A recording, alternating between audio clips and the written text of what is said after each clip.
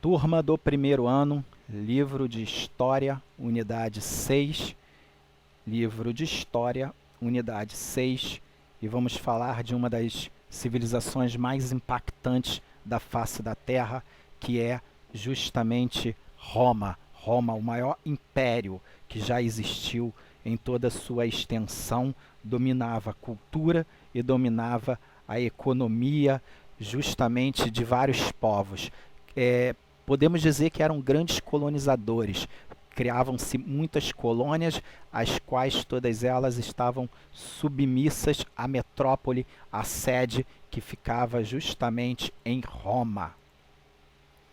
Logo no primeiro parágrafo do livro de vocês, na unidade 6, na página 2, nos encontramos justamente com a origem lendária de Roma.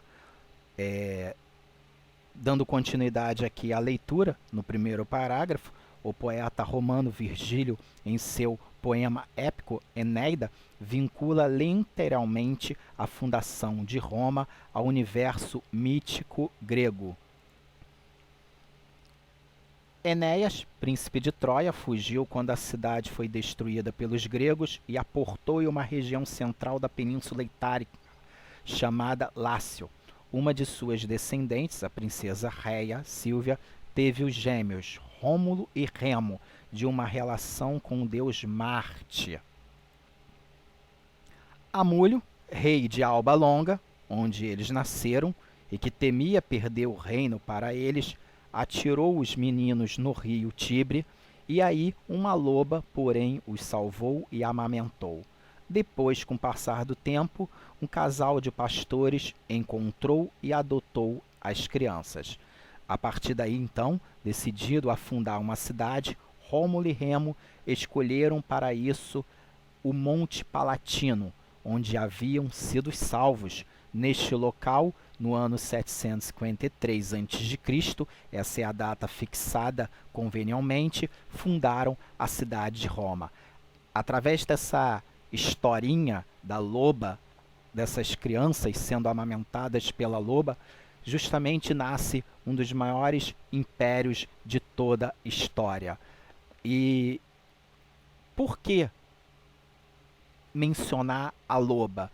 A loba justamente representa a mãe que acolhe as crianças que precisam justamente ali de proteção. E essas crianças justamente nascem com esta força da loba, da velocidade desta loba. Então a construção do Império Romano é toda baseada através dessas análises místicas e das suas divindades. É assim que começa a história justamente de Roma. Agora, dando continuidade ao nosso livro, podemos dizer que a história de Roma antiga ela é muito fascinante, tá? Em função da cultura que foi desenvolvida, dos avanços científicos daquela época, tá? Eles conseguiram justamente construir uma civilização muito forte, tá ok? E de uma pequena cidadezinha, de um pequeno povoado, Roma surgiu e se transformou num dos maiores impérios da antiguidade. E podemos dizer que os romanos nos deixaram muitos legados. Um deles é o direito romano, que existe até hoje, está presente na nossa cultura ocidental, assim como o latim, que deu origem à língua portuguesa, francesa, italiana e espanhola. Foi uma civilização impactante que justamente deixou um legado muito forte para a nossa sociedade. Meus filhos, a história de Roma é dividida em 3 grandes períodos. Vocês estão vendo aí no visor da tela de vocês 3 grandes períodos: 753 a.C. a 509 a.C., 509 a.C. a 27 a.C. e 27 a.C. até 476 depois de Cristo. Faz uma análise aí de 753 a.C. até 476 depois de Cristo. Foi uma civilização impactante que durou muito, e ela está dividida em 3 grandes períodos, nessas 3 grandes fases, as quais nós vamos mencionar, está justamente no livro de vocês, logo na unidade 6 da página 3. De acordo com os historiadores, a fundação de Roma ela resulta na mistura de 3 povos que foram habitar a região da Península Itálica. Os gregos, que nós estudamos na aula passada, falamos sobre a formação dos povos gregos, tá, que habitaram naquela região, os etruscos e os italiotas, tá? Então, assim, a formação desses 3 povos ali justamente deu origem ao Império Romano. Desenvolveram-se na região uma economia baseada na agricultura e principalmente na atividade pastoril. Então, o início ali de Roma, ela começa o seu desenvolvimento econômico na agricultura e no setor pastoril. A sociedade nesta época era formada justamente por patrícios, tá? Que eram os nobres, proprietários de terras, tá ok?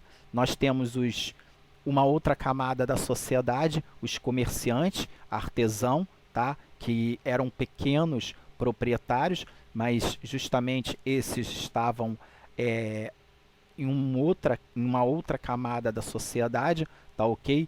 E a partir daí, justamente começa o desenvolvimento desta grande civilização, que vai ser uma das civilizações que mais vai impactar com a sua estrutura e arquitetura e base militar, vai impactar toda a sociedade da época. Dentro da cultura romana, nós podemos dizer que o direito ele foi a maior contribuição. Até hoje o direito romano é estudado. Para quem vai fazer faculdade de direito, vai estudar a história do direito e vai estudar o direito romano. Então, o estudo do direito, da legislação, das leis, é justamente sua maior contribuição. Na literatura, nós temos Virgílio, nós temos Tito, Lívio, temos tantos outros personagens aí que impactaram a literatura e até hoje são estudados. Temos uma arquitetura grandiosa, tá? Não podemos deixar de falar da arquitetura romana, muito impactante. A arquitetura romana ela é conhecida justamente pelos seus grandes arranha-céus, justamente pelos arquedutos, pela estrada, tá? Então, assim, a arquitetura romana ela é impactante. Aí temos o Coliseu, tá? Que vou falar depois do Coliseu, a funcionalidade do Coliseu, para que o Coliseu servia. Tá? Então temos aí o Coliseu, uma das maiores estruturas até hoje. Muitos turistas, quando vão a Roma, visitam este local aí, um local onde havia muitas lutas, batalhas, tá? E é uma das estruturas mais impactantes, bem preservadas, que está até hoje ali em Roma e sobrevive ao tempo, sobrevive ao sol e à chuva. Temos esta grande construção aí, meus filhos, que parece muito com Arcos da Lapa, tá? Então, para você ter uma ideia da funcionalidade, para que servia isso. Isso é um arquiduto, tá? Na realidade, vamos dizer o seguinte.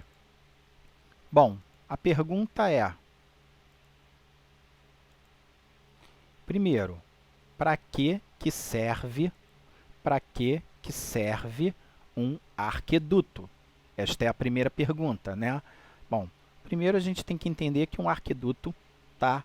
Ele era utilizado justamente para passagem de água, tá ok, galera? Então ele era utilizado para passagem de água, tá? Então esta engenharia era justamente para transladar a água de uma cidade para outra cidade. Então a sua função era essa, tá? Era um sistema de engenharia muito impactante. É tão interessante falar desse sistema de engenharia que no futuro este mesmo sistema de engenharia ele não vai ser só utilizado para água. Tem uma coisa interessante, com o advento até mesmo da Revolução Industrial, se percebeu que poderia ser utilizado este local também como caminho, também como passagem, tá? Então, assim, tanto para uma linha férrea, tanto para outros tipos de transportes, no caso, que ele poderia ser transportados ali, transladado de uma cidade para outra, já que você levaria água, isso porque o sistema de água para reabastecer as cidades, ele com o tempo ele vai mudando, e conforme ele vai mudando, justamente você tem uma outra necessidade. Hoje o nosso sistema de água ele passa pelo cano debaixo da terra. Antigamente ele era pelo alto, tá? Então assim, esse sistema do arqueduto, ele era interessantíssimo para isso, tá? Então, com o passar do tempo, ele teve outra finalidade, ele teve outra função, mas é um sistema de engenharia utilizado pelos romanos justamente para transladar, levar a água de um local para o outro. Tudo bem que depois você começa a perceber que você pode utilizá-lo com outras funções. São funções essas impactantes como hoje você utiliza, tá? O Arcos da Lapa justamente tem a sua função, um ponto turístico também muito conhecido. E por falar em Arcos da Lapa, meus filhos, é interessante que na época do que foi construído, tá, o Arcos da Lapa, o objetivo inicial ali era água também, tá? Também era levar a água justamente de uma região para outra. Então ele foi construído aqui no Rio de Janeiro também com esta necessidade. Bom, a arquitetura romana ela impressionava, tá? Analisando essa fotografia aí, essa imagem no visor da tela de vocês, pode perceber que a arquitetura romana ela impressionava, tá? As grandes construções das estradas foi justamente um dos maiores legados dos romanos, tá? Eles tinham essa grande necessidade, a necessidade de construir estradas era uma grande ambição para ligar uma região a outra região, tá? Então havia essa grande necessidade destas grandes construções. Você pode reparar justamente que eles se preocupavam muito com o detalhe. Isso era uma coisa muito interessante.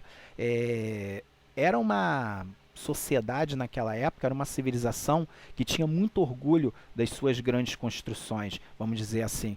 Era uma civilização com o nariz em pé, vamos dizer, vamos falar com essa linguagem. Por que nariz em pé? Eles se consideravam a melhor civilização do mundo, tá? Se hoje todo mundo fala dos Estados Unidos, né, que tem um dos maiores poderio militar, que os Estados Unidos é uma das nações mais impactantes, a maior economia mundial, tá? Que Nova York é o centro de tudo, Roma era justamente assim. Roma tinha o maior poderio militar, Roma controlava a cultura ela vinha de Roma, tá? Então assim, era uma civilização impactante neste legado. E a vida de Roma, a vida em Roma, ela era uma vida muito agitada, tá? As pessoas acordavam cedo e justamente elas tinham muita coisa para fazer. Era uma vida muito agitada, era uma correria muito intensa, tá ok? A economia ela não podia parar, ela tinha que girar. O comércio era extenso, então assim, não tem como negar que justamente era uma civilização que acordava cedo. Começava o trabalho cedo, a política começava cedo, tá? Então, assim, era uma civilização que praticamente tomava cuidado, tá? Com o seu sistema, tanto político, tanto o seu sistema social. Na questão social, nós vamos falar de alguns pontos, tá? Principalmente quando você fala de sociedade, tá? A legislação, a lei não era igual para todos, há uma desigualdade social muito grande, nem todos os lugares de Roma eram tão bonitos, tá ok? Isso é um ponto importante que temos que falar aqui, a desigualdade sempre existiu, ela sempre teve várias formas, tá? Então isso é um ponto que não podemos negar.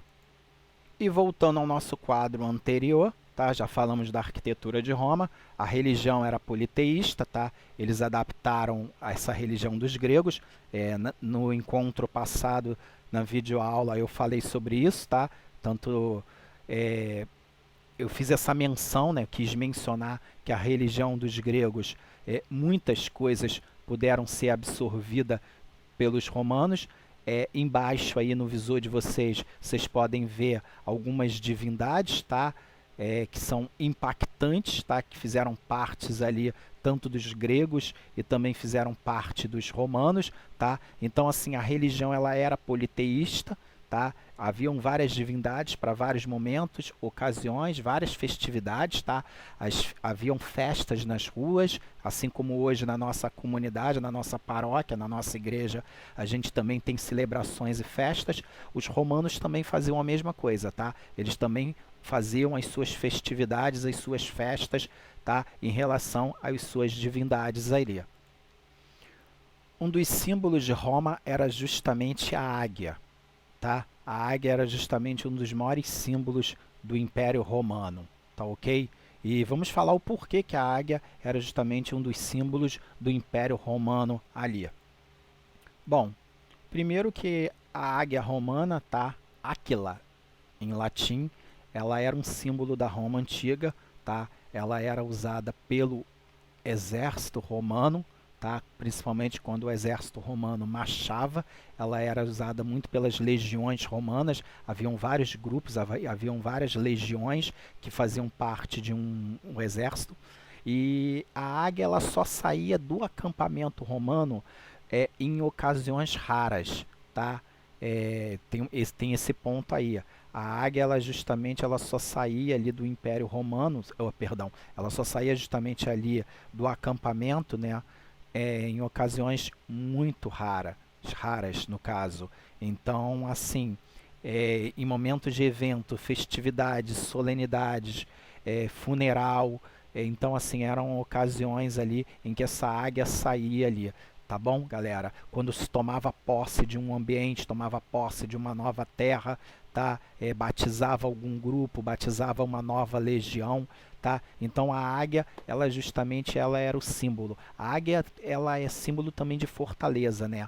É um dos seres impactantes ali que consegue sobrevoar numa grande altura e também ela consegue ela consegue sobrevoar a tempestade, tá? Então assim, é um animal muito forte, por isso que ela é o símbolo do Império Romano, tá ok, galera? Muitas das vezes a gente se depara com alguns filmes e nós vemos isso acontecendo, mas dificilmente a águia ela ficava andando para lá e para cá, tá? Então assim, que como nos filmes tem que impactar o telespectador, tem que impactar quem está do outro lado, tá? Mas era muito difícil realmente a águia ela andar, somente em ocasiões especiais em que essa águia ela saía do acampamento. Mas era mais ou menos assim, tá? Que funcionava o sistema. O que nós podemos se deparando, né, analisando essa imagem, possivelmente o exército ele está tomando posse de alguma coisa, entrando em algum lugar, tá ok? Saiu vitorioso de uma batalha, tá bom? Então assim, eram em algumas ocasiões ali o símbolo máximo do poder aí. Aliás, até hoje a águia ela é o símbolo de algumas nações, ela é o símbolo ainda de alguns impérios, tá bom? Bom, meus filhos, nesse quadro que vocês estão vendo aí agora, é a pirâmide, tá? Da sociedade, como a sociedade ela estava estabelecida. Então, vocês já podem anotar aí, façam essa anotação. Então, a sociedade ela era baseada através dessa pirâmide aí. Os patrícios estavam lá em cima, no topo da pirâmide, né? Como eu mencionei, era uma camada de prestígio justamente ali da sociedade. Embaixo você tem os escravos, que movimentavam a economia, a força de trabalho do escravo, tá? Mas tem uma coisa interessante, né? Em Roma havia a maior mobilidade social, tá? Maior do que nas cidades gregas. Isso é uma coisa interessante. Significava justamente que aquele sonho que hoje muitas pessoas têm de fazer a América, de ir para os Estados Unidos, se dar bem, ser bem-sucedido, muitas vezes isso acontecia em Roma, tá bom? Muitas pessoas iam para Roma justamente para poder prosperar. Era uma terra de negócios, era uma terra de investimento. Então, assim, a mobilidade social, ela existia, tá? A mobilidade significa que a sociedade ela se movimentava. As pessoas poderiam ter ascensão, poderiam migrar de uma camada da sociedade para outra, tá? O escravo não. O escravo ele sempre era escravo, mas havia alguns momentos, tá, da história em que o escravo ele poderia alcançar a liberdade, ele poderia conquistar a sua liberdade. Isso também ocorria, tá? Tá bom, galera? Era muito difícil isso acontecer, mas os escravos às vezes alcançavam alcançavam a sua liberdade ali. Tá bom? Então, assim, essa é a pirâmide, como funcionava a sociedade, tá? Quero que vocês entendam essa mobilidade social, tá bom? Justamente como a sociedade ela se movimenta, como que se dá esse tipo de mobilidade nesta grande civilização que é impactante pela sua estrutura, pela sua economia, que tinha uma das maiores economias do mundo, justamente por causa da carga de impostos que cobrava das suas colônias, tá bom? Então isso aí é para que a gente possa entender. Agora a gente vai tentar entender o que acontecia aí, tá bom? Qual era o maior espetáculo, um dos maiores espetáculos da Terra, o que acontecia aí. Os romanos também eram apaixonados por esporte, só que o esporte dos romanos era muito diferente do esporte dos gregos, tá? Nós falamos das Olimpíadas no encontro passado, mas os esportes as quais os romanos apreciavam era justamente um esporte totalmente diferente. Bom, como vocês já viram em vários filmes, os romanos eles tinham um apetite e um desejo por um esporte bem violento. Um esporte justamente em que o vencedor, era justamente aquele que fazia o seu adversário sofrer de uma maneira bem violenta. Então podemos dizer que o Coliseu ele era utilizado justamente com uma outra forma. Ao contrário do futebol, ao contrário das modalidades esportivas que você hoje se depara, até mesmo com as modalidades esportivas em que os gregos estavam acostumados, o esporte romano ele era totalmente violento, ele era um esporte de luta. Muitas das vezes, esses personagens, eles eram escravos de guerras, tá? Das guerras que Roma travava, lutava ali ao longo do tempo. Então, assim, eram escravos de guerras. Muitos eram escravos de dívida também, né, de pagamento de dívida, mas também tinham romanos, tá, que lutavam ali, soldados romanos que também lutavam ali. Esses escravos, eles vinham de várias regiões, tá ok? Então, assim, eram de vários grupos, tá? Tanto da Ásia, tanto ali da África, tá? Em vários locais aos quais os romanos dominavam. Então, assim, o comércio de escravo ele era muito lucrativo, se ganhava muito com o comércio de escravo. E justamente havia essa grande necessidade. Tá? Os escravos eram utilizados para as construções, para as obras e também para esses grandes espetáculos, tá? Que surgiam ali. Então, para esse final de semana, eu quero deixar para vocês, tá, a indicação deste filme no visor da tela de vocês, tá bom? Filme maravilhoso, tá? Um filme impactante, o ator é fantástico, uma grande direção, um grande espetáculo, e eu quero deixar esse filme que está aí na tela de vocês para assistirem nesse finzinho de semana, tá? Nesse final de semana, tá bom? Um filme para vocês terem uma visão. Eu quero que vocês tenham uma visão de como era o processo escravatório, tá? Como se iniciava-se o escravo, as conquistas de Roma, tá? Nesse filme entra um pouco o assunto dos bárbaros, que nós vamos falar depois, não agora, e a magnitude deste grande império, tá? Esse filme ele mostra tudo isso. Então, para esse fim de semana agora, prepara a pipoca, tá? A telinha, tá bom? E assistam esse filme aí. Na segunda parte agora da aula, tá? Vou passar para vocês um documentário, tá? Para dar continuidade aos pontos as que eu acabei de mencionar aqui para vocês, tá bom, galera? Então, presta atenção, dá uma olhadinha neste filme agora, tá ok? Nesse final de semana, dá uma curtida neste filme e, ao mesmo tempo, tá bom, galera? tem um documentário bacana aí para vocês assistirem na segunda parte da aula. Valeu? Galera, um abraço aí para todo mundo. Até a próxima videoaula. Um abraço. Fui.